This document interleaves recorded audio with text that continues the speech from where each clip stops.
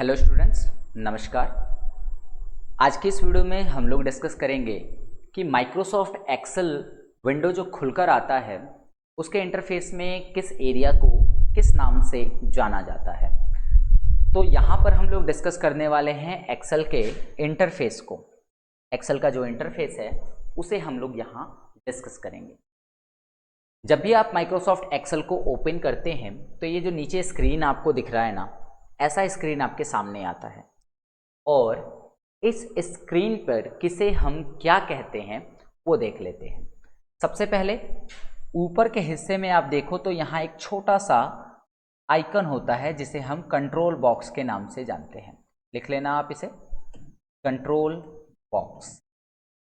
उसके बाद जो साइड में आपको ये बॉक्स दिख रहा है, ये एरिया जो दिख रहा है, इसे हम कहते हैं क्विक एक्सेस टूल बार।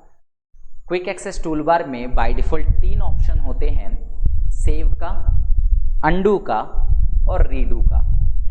सेव वाले ऑप्शन से आप फाइल को सेव कर सकते हैं, अंडू से आप पीछे जा सकते हैं और रीडू से एक स्टेप आगे भी जा सकते हैं।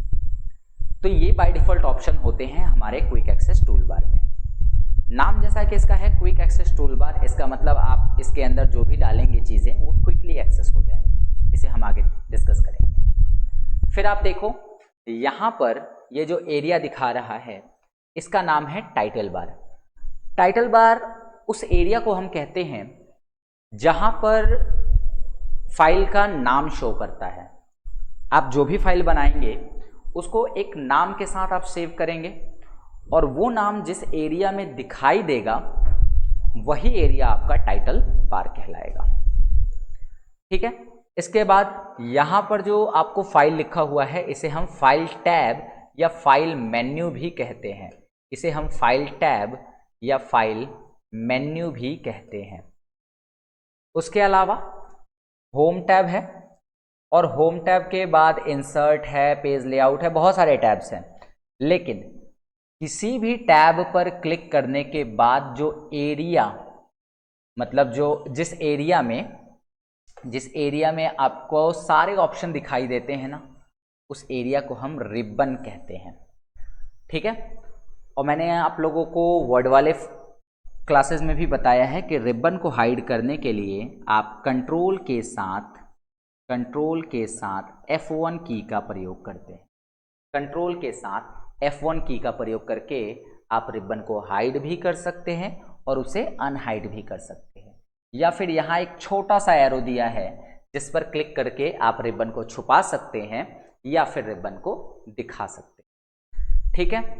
तो ये पूरा एरिया क्या कहलाता है, हमारा रिबन कहलाता है। उसके अलावा कुछ चीज़ों के नाम यहाँ पे नहीं मेंशन है, मैं उन्हें बता दूं, आप अपनी कॉपी में इसे लिखते चलेंगे। अगर मैं बात करूं, ये A1 जहां लिखा हुआ दिख रहा है इसे हम कहते हैं नेम बॉक्स। नेम बॉक्स, ठीक है, नेम बॉक्स। जैसे मैं अगर यहां क्लिक करूं ना तो नेम बॉक्स में क्या शो होगा, ये जो कॉलम है वो B है और ये जो रो है वो 7 है। तो नेम बॉक्स जो है वो क्या शो करेगा, B7। डन।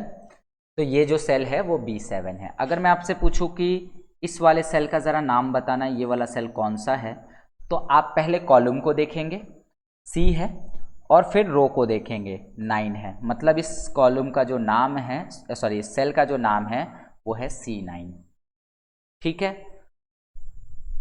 उसके अलावा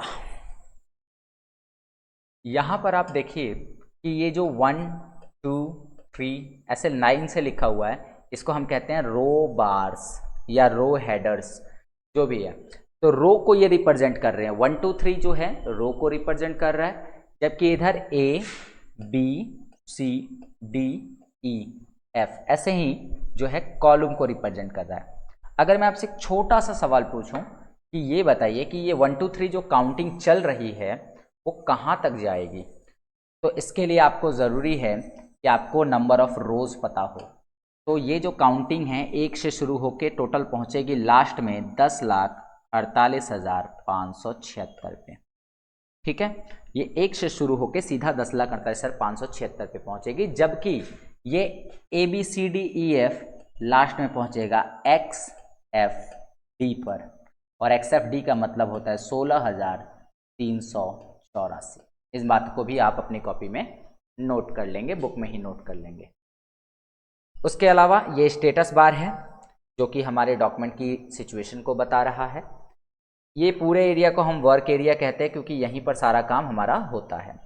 शीट में आप देखो कि शीट 1 आपको मिला हुआ है और कुछ व्यू बटन्स हैं जो अलग अलग व्यू को दिखाते हैं। जैसे यहाँ पे वर्कशीट व्यू है, पेज लेआउट व्यू होगा और यहाँ पर जो है पेज ब्रेक व्यू होगा। तो अलग अलग व्यूज़ भी हैं जिनको हम आगे देखेंगे। फिर आपको जूम स्लाइडर देखने को मिलता है जिसमें इस बटन का यूज़ करके आप जूम को कम या ज़्यादा भी कर सकते हैं। अभी जो जूम का लेवल है वो 100% है, आप इसे बढ़ा या घटा भी सकते हैं। तो आशा करता हूं कि ये पूरा स्क्रीन आपको समझ में आया होगा कि यहाँ पर किस स्क्रीन को हम लोग किस नाम से जानते हैं। ओके, चलिए फिर मिलते हैं आपसे अगले वीडियो में।